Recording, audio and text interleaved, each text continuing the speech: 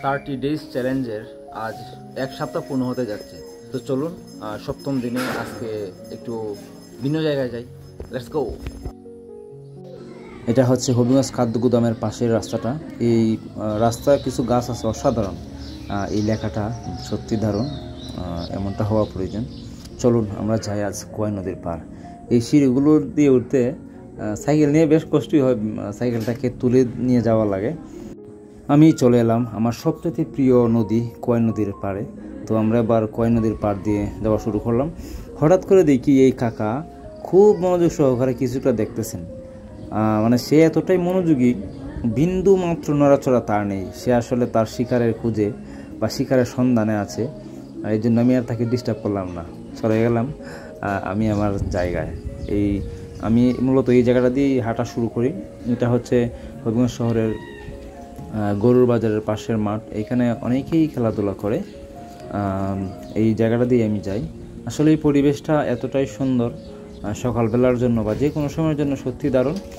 এই জায়গাটাতে যখন আসি, এই জায়গাটাতে আসলেই মানে বাতাস যদি নাও থাকে তবুও কোত্থেকে যেন বাতাস লাগে। এই যে আমারও সবচেয়ে প্রিয় ফল কাঁঠাল এখানে বড় হচ্ছে ধীরে ধীরে। যদি পায়ে হেঁটে আকাশ পানে পাড়ি দেওয়া যেত, সেই পথ আবার তোমার কাছে আমায় নিয়ে যেত, আমায় নিয়ে যেত। তবে তোমার সাথে আমার প্রীতি হতো, তবে তোমার সাথে আমার প্রীতি হতো। আমার প্রিয় ভাইদের এই গানটি শুনতে আমি কমেন্ট বক্সে লিঙ্ক দিয়ে দিব।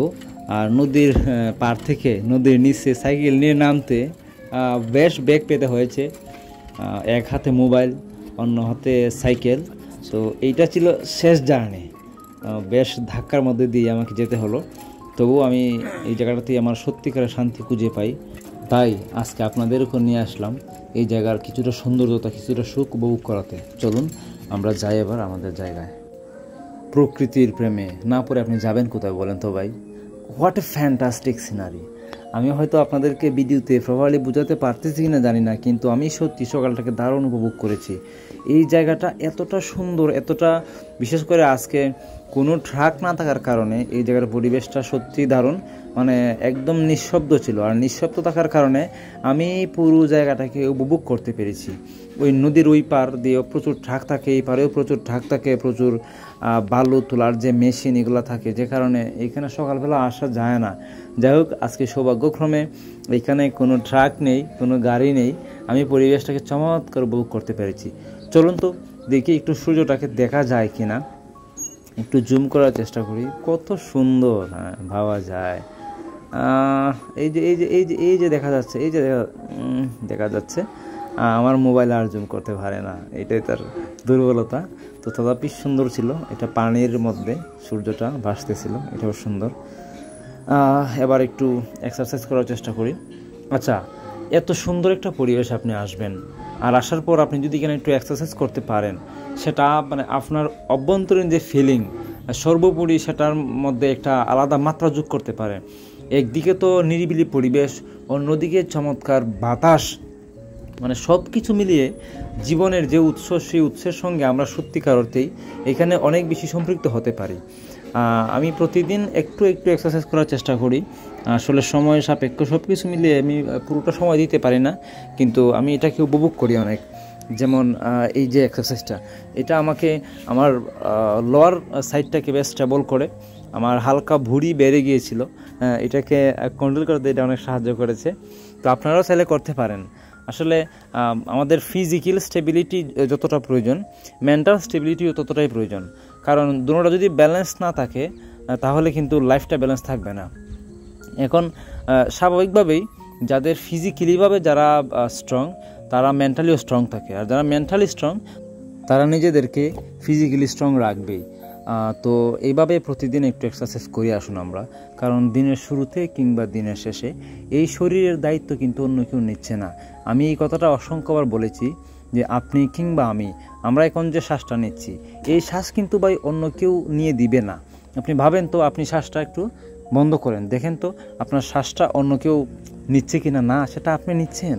তো এই যে একটা বেসিক জিনিস, এই জিনিসটা আমাদের ক্লিয়ার হওয়া প্রয়োজন। আর এর পাশাপাশি আমাদের মেন্টালিটি স্ট্রং রাখার জন্য, বিশেষ করে আমরা এখন চারদিকে যে নেগেটিভিটির মধ্যে আছি, এই মাত্রাতিরিক্ত নেগেটিভিটির মধ্যে নিজেকে মানসিকভাবে দৃঢ় রাখা, মানসিকভাবে শক্ত রাখাটা কিন্তু অনেক কঠিন হয়ে পড়ে। কারণ আপনি সারাদিন ফেসবুক, ইউটিউব বা বিভিন্ন মাধ্যম থেকে প্রচুর পরিমাণে নেতিবাচক খবর পাচ্ছেন, সেগুলো আপনাকে মেন্টালি ধ্বংস করে ফেলতেছে। আর মেন্টালি নিজেকে স্ট্রং রাখার অনেকগুলো উপায়ের মধ্যে শ্রেষ্ঠ একটি উপায় হচ্ছে ধ্যান করা। তো এখানে অবশ্যই শ্বাস নিঃশ্বাসের কিছু বিষয় আছে। যদি প্রপারলি শ্বাস এবং নিঃশ্বাস এগুলোকে এক্সারসাইজ করা যায়, তাহলে আমাদের অভ্যন্তরীণ শান্তি, অভ্যন্তরীণ অনেকগুলো রোগ, সেগুলো কিন্তু অটোমেটিকলি নিরাময় হয়ে যায়। তো আপনারা চেষ্টা করতে পারেন প্রতিদিন অ্যাটলিস্ট 5 to 10 মিনিট এই এক্সারসাইজগুলো করতে। এটাকে বলা হয় নারী শুদ্ধি। এটা আসলে ভিতরের যে নারীগুলি আছে সেগুলিকে ব্যালেন্সে আনে। আর গৌতম বুদ্ধের কাছ থেকে পাওয়া এটা, কিংবা শিব থেকে পাওয়া এই জিনিসগুলো আমরা অবশ্যই করতে পারি একটা আদর্শ জীবনের জন্য, একটা সুন্দর জীবনের জন্য। অসংখ্য ধন্যবাদ আমার সঙ্গে থাকার জন্য।